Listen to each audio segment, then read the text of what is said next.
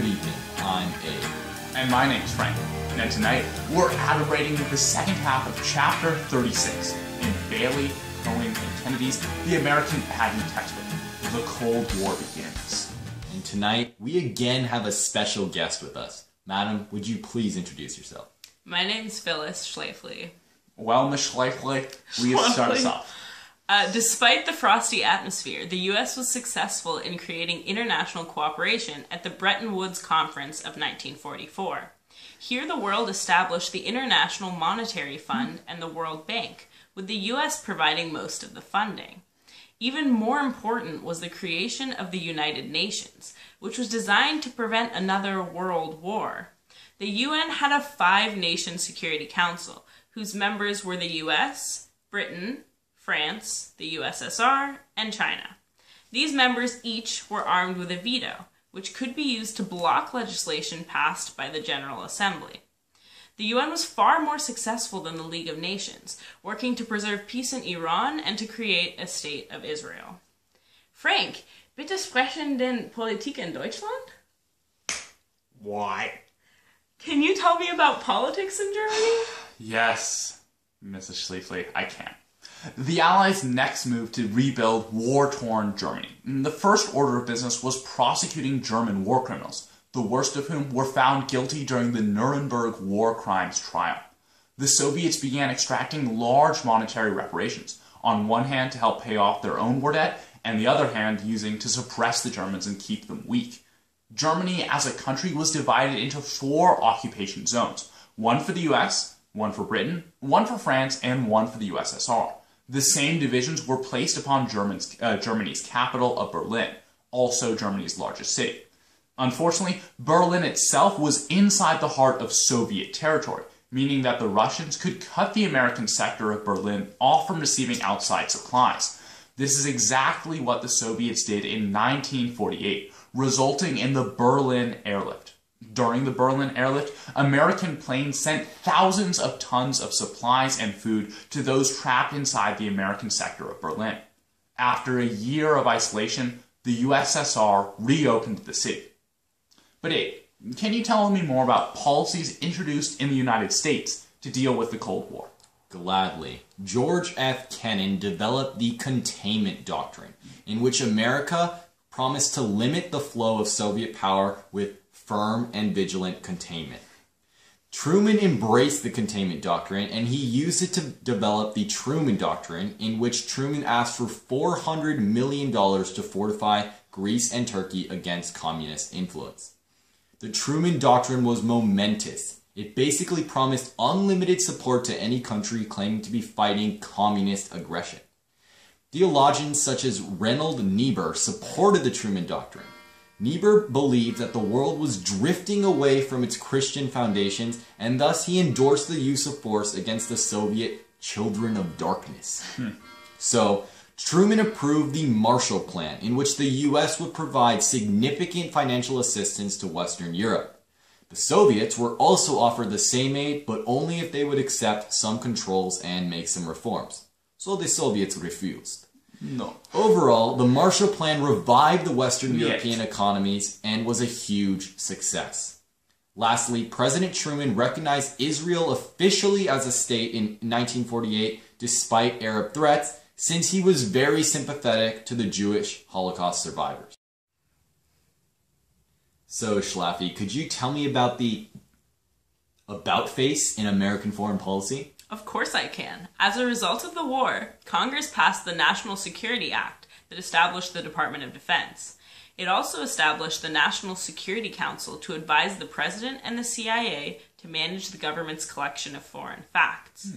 The threat of the Soviets spurred several Western European countries to form a defensive alliance, and the U.S. was invited to join.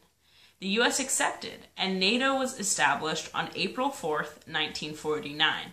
The nations promised to treat an assault on one as an assault on all, and pledged to use armed force in retaliation, if necessary. The fact that the U.S. joined NATO marked a departure from the long history of isolationist American diplomacy.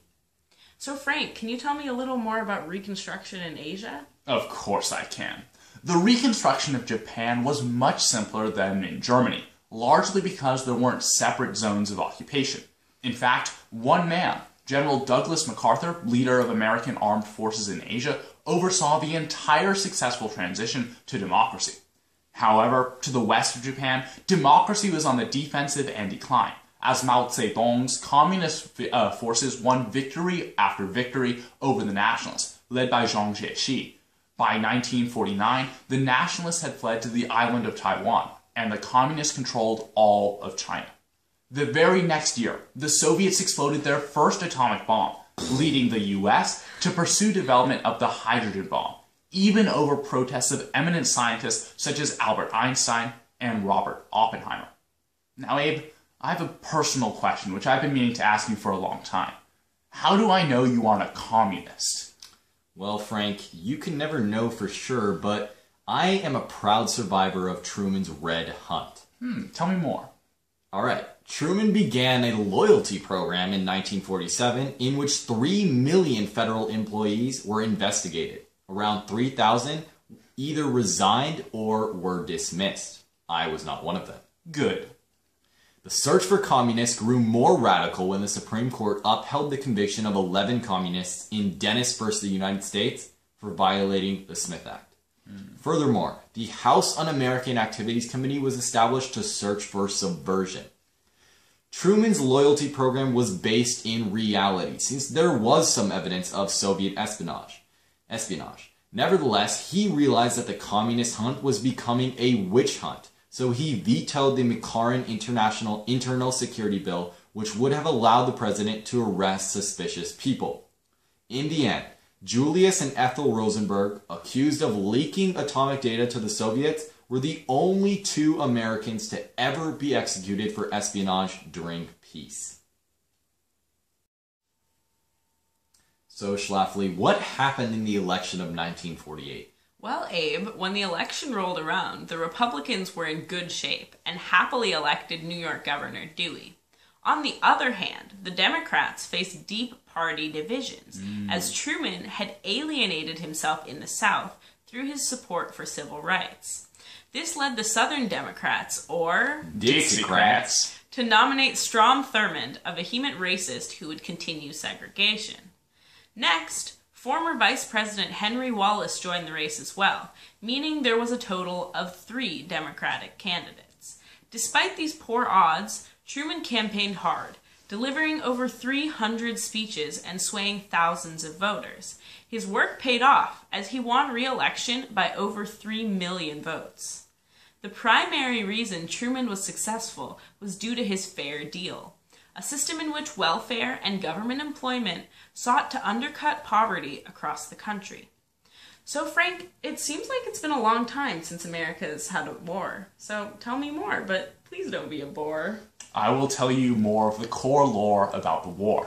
The Korean War, in fact. After the Second World War, Korea, like Germany, was split between the US and USSR. Unfortunately, this meant that in the north, the USSR implemented communism, and in the south, America implemented democratic capitalism, leading the peninsula, to be ripe for war after these 2 nations left. And such a war came in 1950, when communist North Korea invaded its southern rival.